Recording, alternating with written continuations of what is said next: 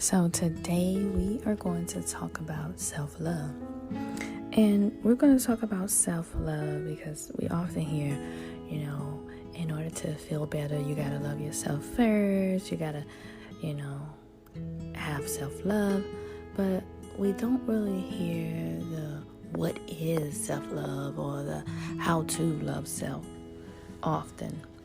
All right. And so my take on self-love is just having this high regards for your own well-being, your own happiness, just doing things for yourself and not sacrificing your well-being just to please other people.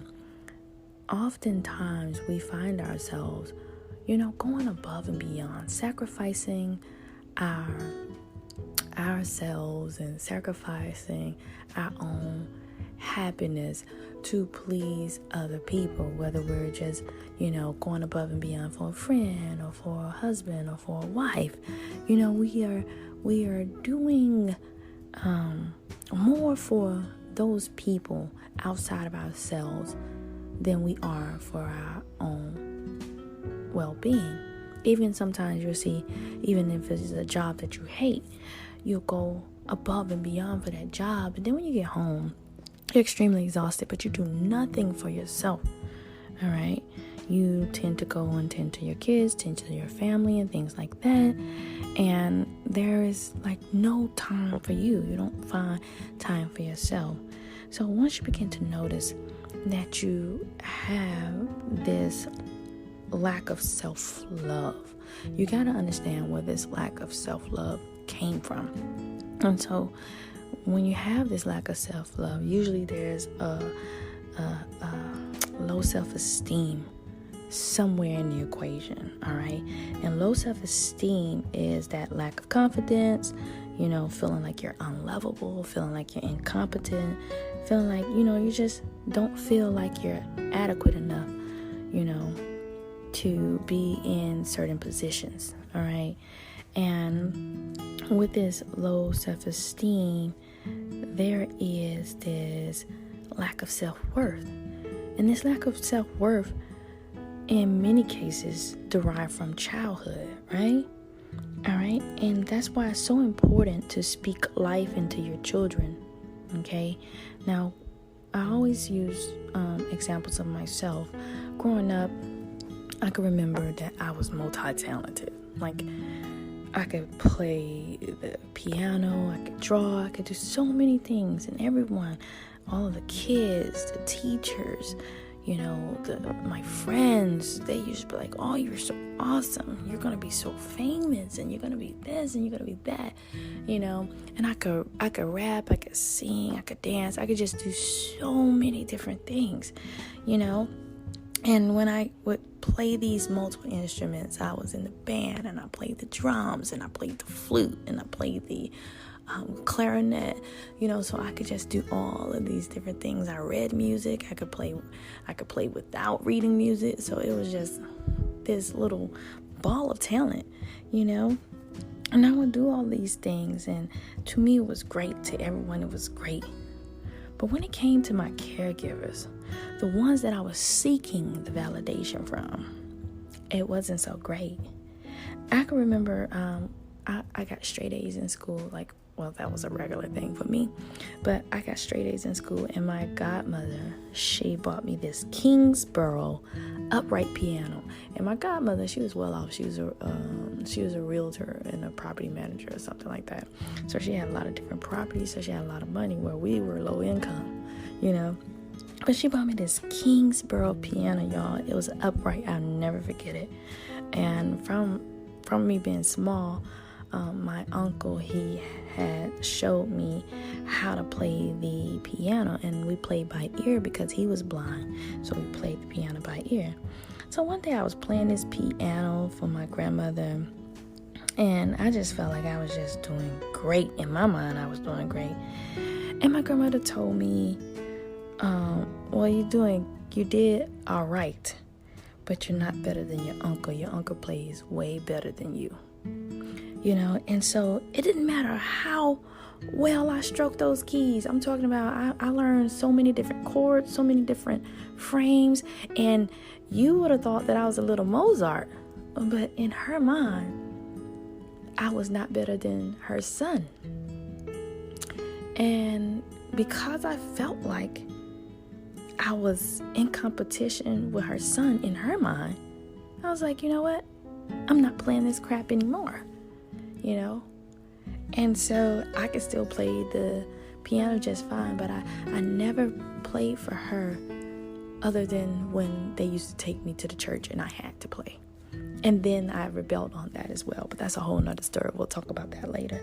But at 11 or 12 years old, I was crushed. I was devastated. I began feeling worthless because I had worked so hard on something and was told that it wasn't good enough. And as a child, being told that it's not good enough and you don't work that hard on it, oh man, that just tore me apart, right? And so it doesn't just happen in childhood, it happens in adulthood as well. But that was just an example that I was giving you about childhood. So imagine working so hard at being the best woman or the best man that you could be for someone, right? And then you work so hard at being the best someone you can be, and you feel like that you did such a great job, and someone tell you, oh, well, you did good, but this person does it better. What did you think you would do, or how do you think you would feel? All right? Or imagine giving somebody the best years of your life, right? Giving them the best years of your life, year after year. Maybe some people done gave away the best decade of their life. Some people have given away the best decade of their life, right? And now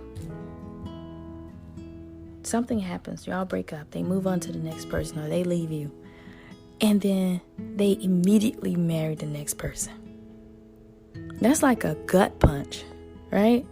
That's like punch dead in the guts. And, there's nothing you could do about it. But can you imagine what something like that does to a person's self-esteem? Can you literally imagine what that would do to somebody? How that would destroy somebody, right? So now, you start thinking these thoughts. This is when that self-esteem really picks up, right? That low self-esteem really picks up, and it starts talking to you. You start thinking these thoughts, or why wasn't I good enough, or why wasn't I worthy enough? And so you're seeking this validation of worthiness outside of yourself, right? And that's not healthy. You have to reconfigure that way of thinking. You have to turn that way of thinking around. All right? Because it's not healthy to tell yourself those things. And you have to move that negative thinking out of the way. And you're like, oh man, move the negative thinking out of the way. How do I do that? You have to, because that way of thinking makes room for limited belief and self-destructing beliefs to creep in and set up shop inside of your mind.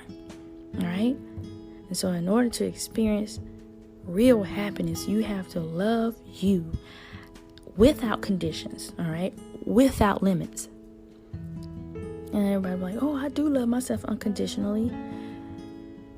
If that were the case, there wouldn't be the issues of self-love. And what I mean by loving yourself without conditions, don't be like, oh, as soon as I lose this weight, I'm going to start looking better, and I'm going to start feeling better about myself, and I'm going to really be able to love myself. Or as soon as I get my hair done, I'm going to be looking better, and I'm going to feel better about myself, and I'm going to start loving myself more. No. Love you without the attachments of something outside of you. All right? Because what if you don't lose the weight? What if you can't afford to get the hair done? You're still not going to love yourself because you can't lose the weight, or you can't afford to get the hair done? No. You need to love you as you are right now in whatever state it is that you're in. So, why is it important to love yourself? When you lack self-love, y'all, you become needy, codependent. You can't do without people around you. You can't do without things around you. You're not comfortable being by yourself. All right? And then that neediness, it projects into these relationships. And then the person you're with, they're like, oh, this mug too clingy. Like, I can't do nothing. This person is suffocating me. And then that relationship, it goes to crap. And then you feeling bad again. You're like, oh, why me? Why wasn't I worthy? What did I do wrong?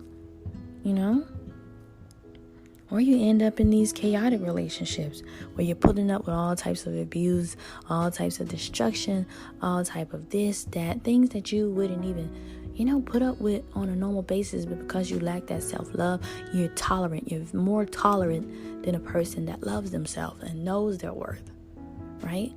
Because a person that loves themselves and knows their worth, they're not going to stay with a person who cheats on them, okay? They're not going to stay with a person who beat them, right?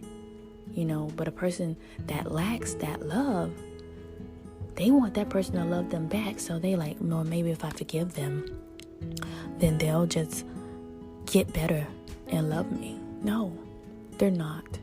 Because that's who they are. All right? And so you find yourself in these relationships, you find yourself in these situations, and you don't necessarily need to be there, right? Or you become hypervigilant. Y'all, as a child, like, I always felt like I had to be perfect because that grandma of mine, that grandmother of mine, she was ruthless. Like, that mouth was ruthless, y'all. And as an adult, I lived my life by trying my best not to make mistakes. And if I made a mistake, oh my goodness, and it got so bad that I would not allow my kids to make mistakes. And I'm telling you, like, they were not able to make mistakes, and neither was I. And I used to tell them, we can't afford to make mistakes, like, literally telling them, like, we cannot afford to make mistakes. But we can't afford to make mistakes because mistakes are where the growth is. Like, that's how you grow. If you make a mistake, you grow. But that hypervigilance just carried out through my adulthood. In my military career, I could not make a mistake. Like, that was just it. I wasn't going to make one, And so that's unhealthy. That's an unhealthy way of thinking. Poor communication. You shut down. You don't know how to deal with certain problems when they come your way. That's that poor communication, right? That lack of assertiveness. You allow a lot of things to happen that should not happen. You have to be able to assert yourself in a certain manner. Not saying just be assertive all the time, but assert yourself in a certain manner, right? That fear of being who you are. You don't want to show nobody who you are. You don't want to be your true, authentic self because you feel like you won't be accepted, right?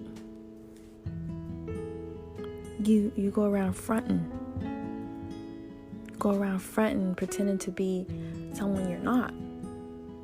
And that's not who you are.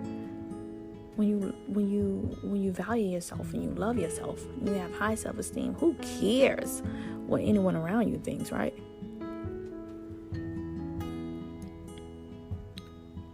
So, how do I begin this journey of self-love? So the journey of self-love is different for everybody, right? It's different from everyone. Self-love means different things to different people. And so you don't have to love yourself the same way that the other person loved themselves. Just like people are not prescribed the same medication when they go see a doctor, or they're not given the same treatment when they go and see a herbalist, So you love yourself the way that you desire to be loved. All right.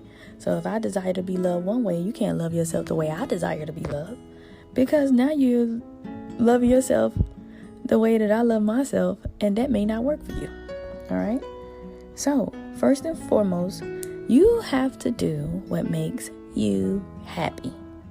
All right. Whatever makes you happy, that's what you have to do.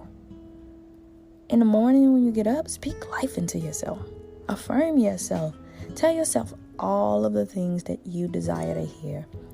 Every morning when I get up, I hype myself up in the mirror. I always do it. I've been doing it since I was young. Just hype myself up in the mirror. I tell myself all kinds of stuff in the mirror. I be looking at myself. I say it in my head. Sometimes I even say it out loud. Depends on how I'm feeling.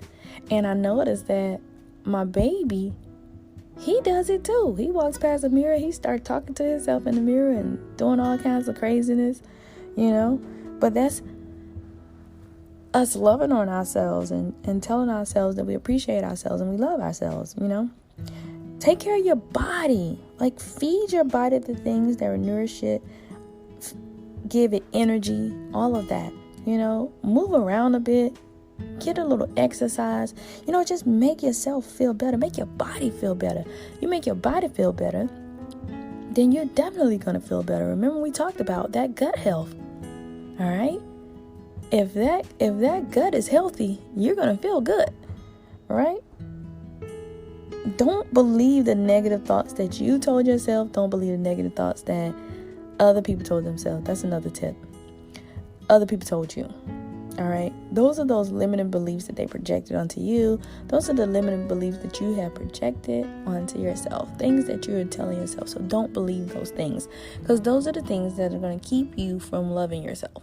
All right. Those are going to be the things that's going to hold you right on in place in your misery and repeating these cycles because you haven't gathered it yet. All right. Surround yourself with people that love you and that want you to win. Not the negative Nancy's, y'all. Y'all know them negative Nancy's, the ones that, everything is just not a good thing to them. They don't even like the sun shining too hard. They don't like too much salt in their food. Well, nobody don't like too much salt in their food, but you can put a little bit of salt in their food and they still got something to complain about. You can do everything perfect for a negative Nancy. They're going to still find something negative. Please, please, please cut ties with those people. Cut the cords with those people. All right, those people that don't want to see you win, those people that don't want you to be happy, cut the cords. If you got negative people around you, guess what's going to happen? That negative energy is going to start rubbing off on you, because energy is what? Transferable, right? So cut the cords on those people. You don't need those people. And then treat yourself. Have a date with yourself. Go get your nails done. Go get your hair done. Run yourself a bath. Put you on some nice clothes. Play yourself some music. Do something that's going to show you that you love you. Might even put your hair up, or put some curls on it, How I like to do myself, like I like to go and get my nails done, and I like to run myself a self-love bath every now and again, and kick back and listen to some music and light my candles, and that's just all I need. That's all I need to show myself, hey girl, I appreciate you today, or you've done a great job. So treat yourself. What is it that you really want to do for yourself? And do it. And the more you practice those habits, even if you gotta pencil yourself into your schedule, do it. And the more you do that, and the more you practice those different little routines, you'll notice that day by day, you'll begin to build confidence, and you'll begin to really, really, really just love yourself and hold yourself to a high regards, and not allow certain things to come into your life and disrupt your life and disrupt your function and disrupt the flow of your life, And things will just start to shift for you. everything will start to shift for you. You'll notice that your mood is not even the same. You'll notice a lot of different things about yourself once you begin to put those self-love techniques into practice. So that's it, guys. I hope you guys enjoyed this podcast on self-love. If you guys are interested, go and follow me on Spirit Soul Energy Oracle on YouTube. I also have a Patreon. Listening link below if you want to, participate in the Anonymous Corner. And that's the corner where me and the ladies, we get together and we talk bi-weekly about different things, all things spiritual. Also, if you're up to it, go ahead and follow me on Instagram at Spirit Soul Oracle. And I'll talk to y'all later.